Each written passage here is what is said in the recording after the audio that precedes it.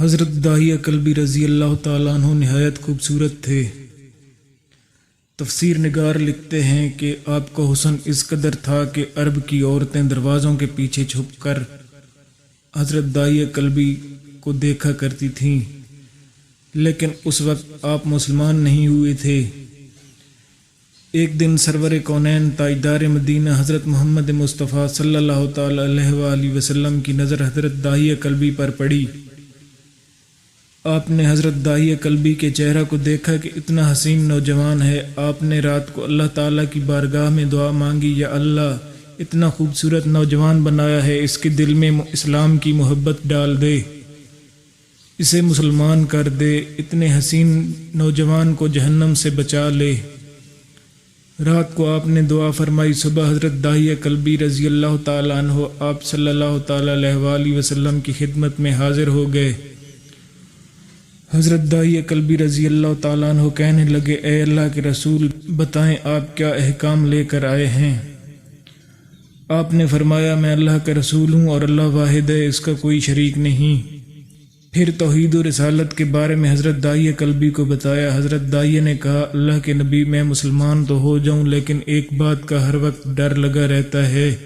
ایک گناہ میں نے ایسا کیا ہے کہ آپ کا اللہ مجھے کبھی معاف نہیں کرے گا۔ آپ صلی اللہ تعالیٰ علیہ وآلہ وسلم نے فرمایا، اے داہیہ بتا تو نے کیسا گناہ کیا ہے؟ تو حضرت داہیہ کلبی نے کہا، یا رسول اللہ، میں اپنے قبیلے کا سربراہ ہوں اور ہمارے ہاں بیٹیوں کی پیدائش پر انہیں زندہ دفن کیا جاتا ہے۔ کیونکہ میں قبیلے کا سردار ہوں، اس لیے میں نے 70 گھروں کی بیٹیوں کو دفن کیا ہے۔ آپ کا رب مجھے کبھی معاف نہیں کرے گا۔ اسی وقت حضرت جبریل امین علیہ السلام حاضر ہوئے۔ یا رسول اللہ صلی اللہ علیہ وآلہ وسلم، اللہ سلام کہتا ہے اور فرماتا ہے کہ اسے کہیں، اب تک جو ہو گیا وہ ہو گیا، اس کے بعد ایسا گناہ کبھی نہ کرنا، ہم نے معاف کر دیا۔ حضرت داہیہ آپ کی زبان سے یہ بات سن کر رونے لگے۔ آپ نے فرمایا، داہیہ کیا ہوا ہے، کیوں روتے ہو؟ حضرت داہیہ کلبی کہنے لگے، یا رسول اللہ، میرا ایک گناہ اور بھی ہے جسے آپ کا رب کبھی معاف نہیں کرے گا۔ آپ نے فرمایا، داہیہ کیسا گناہ بتاؤ؟ حضرت داہیہ کلبی فرمانے لگے، یا رسول اللہ، میری بیوی حاملہ تھی اور مجھے کسی کام کی غرض سے دوسرے ملک جانا تھا۔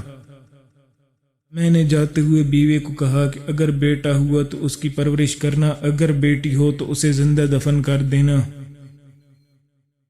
داہیہ روتے جا رہے ہیں اور واقعہ سناتے جا رہے ہیں۔ میں واپس بہت عرصہ بعد گھر آیا تو میں نے دروازے پر دستک دی۔ اتنے میں ایک چھوٹی سی بچی نے دروازہ کھولا اور پوچھا، کون؟ میں نے پوچھا، تم کون ہو؟ تو وہ بچی بولی، میں اس گھر کے مالک کے بیٹی ہوں۔ آپ کون ہیں؟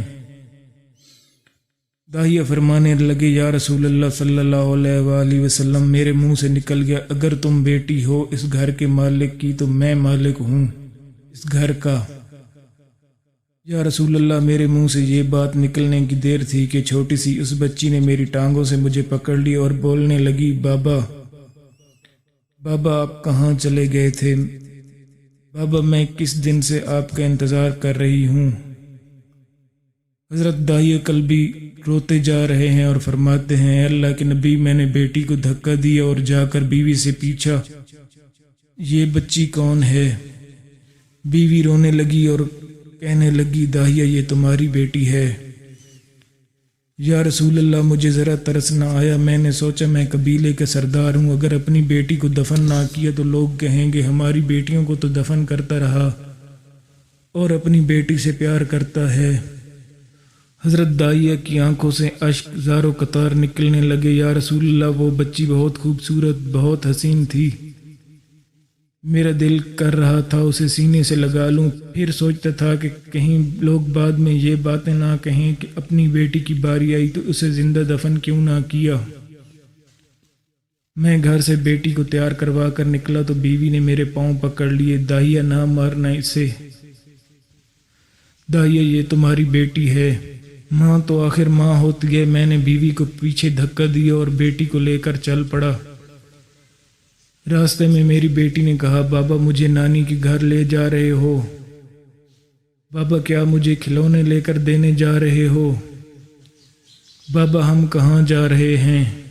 داہیہ قلبی روتے جاتے ہیں اور واقعہ سناتے جا رہے ہیں۔ یا رسول اللہ، میں بچی کے سوالوں کا جواب ہی نہیں دیتا تھا، وہ پوچھتی جا رہی تھی بابا کدھر چلے گئے تھے؟ کبھی میرا منہ چومتی، کبھی بازو گردن کے گرد دے لیتی، لیکن میں کچھ نہیں بولتا۔ ایک مقام پر جا کر میں نے اسے بٹھا دیا اور خود اس کی قبر کھودنے لگ گیا۔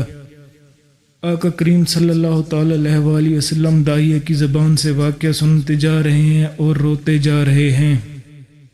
میری بیٹی نے جب دیکھا کہ میرا باپ دھوپ میں سخت کام کر رہا ہے تو اٹھ کر میرے پاس آئی، اپنے گلے میں جو چھوٹا سا دوپٹہ تھا وہ اتار کر میرے چہرے سے ریت صاف کرتے ہوئے کہتی ہے، بابا دھوپ میں کیوں کام کر رہے ہیں؟ چھاؤں میں آ جائیں۔ بابا یہ کیوں کھود رہے ہیں اس جگہ کو؟ بابا گرمی ہے، چھاؤں میں آ جائیں۔ اور ساتھ ساتھ میرا پسینہ اور مٹی بھی صاف کر دی جا رہی ہے،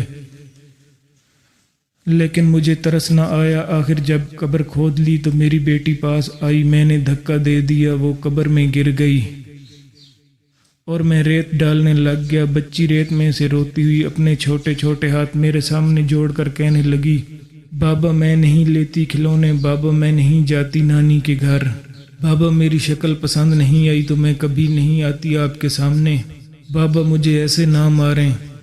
یا رسول اللہ صلی اللہ علیہ وآلہ وسلم، میں ریت ڈالتا گیا، مجھے اس کی باتیں سن کر ذرا بھی ترس نہ آیا۔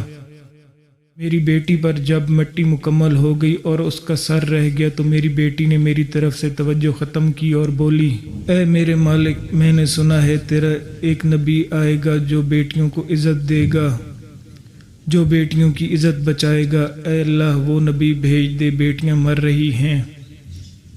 پھر میں نے اسے ریت میں دفنا دیا۔ حضرت داعیہ قلبی رضی اللہ تعالیٰ عنہ واقعہ سناتے ہوئے بے انتہا روئے۔ یہ واقعہ جب بتا دیا تو دیکھا آپ صلی اللہ تعالیٰ علیہ وآلہ وسلم اتنا رو رہے ہیں کہ آپ کی داڑھی مبارک آنسوؤں سے گیلی ہو گئی۔ آپ نے فرمایا، داعیہ ذرا پھر سے اپنی بیٹی کا واقعہ سناؤ، اس بیٹی کا واقعہ جو مجھ محمد کے انتظار میں دنیا سے چلی گئی۔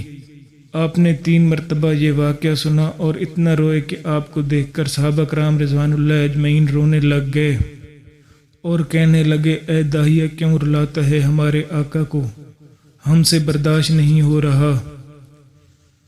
آپ نے حضرت داعیہ سے 3 مرتبہ واقعہ سنا تو حضرت داعیہ کی رو رو کر کوئی حالت نہ رہی۔